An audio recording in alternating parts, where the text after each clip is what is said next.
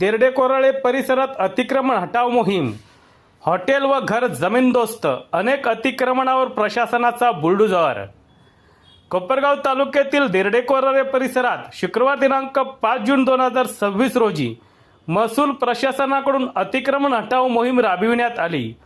उपविभागीय अधिकारी माणिकराव आयर यांच्या मार्गदर्शनाखाली नाशिक सिन्नर महामार्गालगत करण्यात आलेल्या अतिक्रमणावर ही कारवाई करण्यात आली.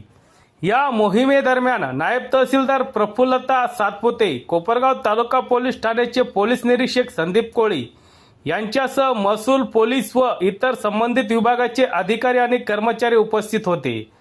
कारवाई दरम्यान कोणताही अनुचित प्रकार घडू नयेत तसेच कायदा सुव्यवस्था अबाधित राहावी यासाठी मोठा पोलीस बंदोबस्त तैनात करण्यात आला होता. नाशिक सिन्नर महामार्गालगत उभारण्यात आलेल्या अनधिकृत बांधकामाविरोधात प्रशासनाने धडक कारवाई करत एका हॉटेलसह एका घरावर बुलडोझर चालवून ते जमीनदोस्त केले. याशिवाय महामार्गालगत व रस्त्याच्या कडेला उभारण्यात आलेल्या इतर अनेक अनधिकृत बांधकामे, शेड तसेच विविध प्रकारची अतिक्रमणे जेसीबी व अन्य यंत्रसामग्रीच्या सहाय्याने हटविण्यात आली. महामार्गावरील वाहतूक सुरळीत राहावी, सार्वजनिक जागांवरील अतिक्रमणे हटविण्यात यावीत आणि सुरक्षिततेच्या दृष्टीने अडथळा ठरणारी बांधकामे दूर करण्यात यावीत या उद्देशाने ही मोहीम राबविण्यात आली होती.